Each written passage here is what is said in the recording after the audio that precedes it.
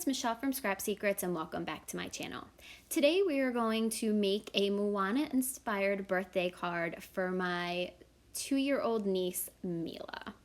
So I created a slimline card that's 3.5 by 5.5. We're going to be doing some embossing with this Kindred Stamps Polynesian Adventure stamp set. Unfortunately, this stamp set is retired. It may come out of the vault at some point, but right now it is unavailable. I'm inking it up with some Versamark ink, and we're going to be doing the heat embossing with Martha Stewart Ebony Embossing Powder. Now this embossing powder is probably 10 years old, so I don't even know if they make it anymore, but you can use whatever you have. Unfortunately, I did not use a static tool or one of the embossing buddies or anything like that, so I did have to use a paintbrush and go back and brush off a lot of the excess that got into the images. I don't really recommend doing that. Make sure you do use something to get the static off. And I am using Canson XL watercolor paper to do this because we're going to be using Inktense watercolor pencils to color these images in.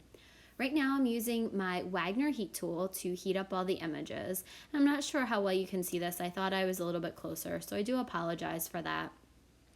But I am heating up all the images, and you can tell when an image is done being embossed is it turns from that matte and grainy look to shiny. You just want to make sure to be careful to not overheat emboss it because it will burn it.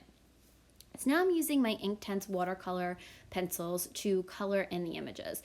I'm only going to show you a little bit of this because it's very repetitive. But I took 2 colors of the Inktense watercolor pencils, scribbled a little bit down, and now we're going to use a paintbrush and a little bit of water from this water bottle that I have in my craft room, and I'm just going to kind of put the water on it and spread it out. It is very, very easy to watercolor with these pencils, and I feel like it looks very good. So this is the technique that I use most of the time. Sometimes I will take the wet paintbrush and put it to the tip of the pencil and pick up a little color that way. But most of the time I lay the color down and then paint that way. So you're going to see me color in Moana's top, and then that's the end of the watercoloring. I'm actually going to skip it over it because again, it was very, very repetitive. But after everything is colored in, you can see there, I'm going to use some pixie spray on the back of it, put it on my scan and cut the images out.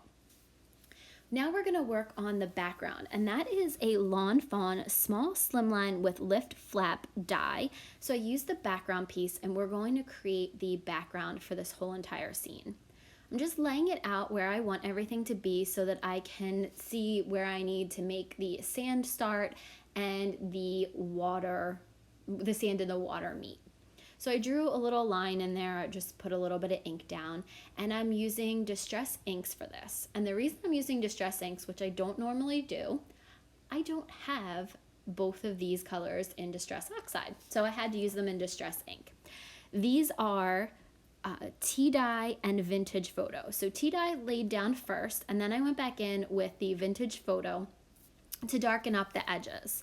I'm going to do another step to the sand, but I'll wait till I finish my entire piece. I put Maui down just to see where he would stand so I could put a little bit of shadow underneath of him, make it a little bit darker, and just kind of went over everything to smooth it out. Now it doesn't really matter how much this is smoothed out because we're going to do another technique over the top of it and you're not really going to see it. So now I am putting in what I thought was just going to be the ocean, and I'm using Salty Ocean and Mermaid Lagoon, doing the same type of thing, laying the Salty Ocean, the lighter color down, going in with some Mermaid Lagoon and darkening up the edges. However, once I put things down, it does not look right and we will fix it. Now I'm doing the sand over top of it. I love this stamp set. This is from Honeybee and it is called Sandy Shores, and it makes the most amazing realistic looking sand, or at least I think it does.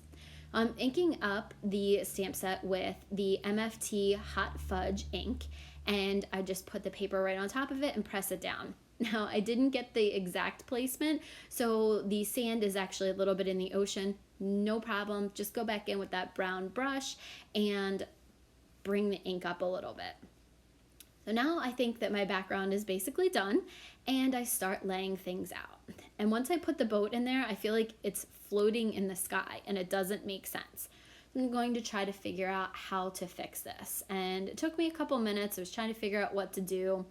I take everything off and I bring back out the Distress Oxides. And I think that adding a little bit of the Mermaid Lagoon to kind of the middle part will help.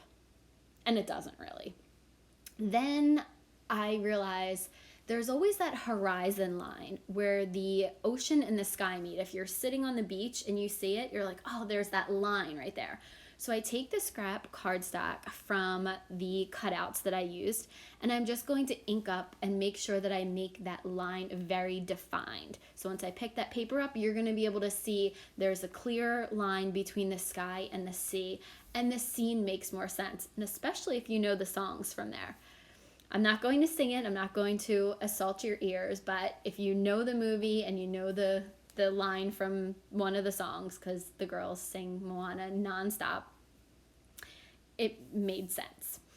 Okay, so now we are going to get ready to glue the pieces down. I'm going to use my Honeybee Be Creative glue, which I'm really loving this. It does take a little bit to squirt the glue out.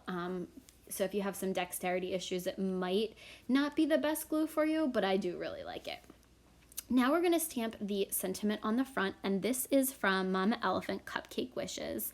And this was a teeny tiny stamp. I wanted the sentiment on the front just to be very, very small.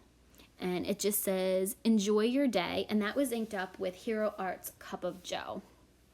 Now we're going to do the inside. And I use that same die that I used to create the front. The happy birthday is from a Hero Art set, and I don't know what it was. It was from one of the kits, or an add-on from one of the kits that I got from the birthday one. So I will put that down below in the more information section. But then we're also using Honeybees birthday stamp set, and it's going to say wishing you a happy birthday, or at least that's what it's going to say in the beginning. So wishing you is one stamp set, and then A is another one. I couldn't get it to line up correctly. Like there was too much space between U and A, so I decided to stamp A separately. We're going to use the Mermaid Lagoon Distress Oxide. I did stamp this a couple times before I put the A down, but I did cut it out because you guys know how to stamp. You don't need to see me stamp 3 or 4 times. So I'm taking everything off, again, stamping the A. And when I look at it, I think, okay, but she's 2, so I wanted to call out her second birthday. So we're actually going to bring out that Mama Elephant Cupcake Wishes stamp set again, and there are candle numbers in there. So the 2 I take out, do the same thing, use the Mermaid Lagoon ink, but now I have to, we'll have to fix that we'll have to finish that in a minute. We're going to glue the front panel down to the 3.5 by 8.5 card base. And I believe that that cutout piece is 3 by 8. Use that same glue on the front as the inside, glued that in, and now we're going to take a Uniball Signo broad white pen to write the ND for second. And then I also wanted to personalize it, so I wrote Mila in there. So once that is done, then we're actually going to color in the 2 with the candle flame on top of it, because I thought it looked pretty plain and I wanted the second to stand out. I'm going to use the Hero Arts Lacquer pen in yellow, as well as some Glossy Accents to make it stand out.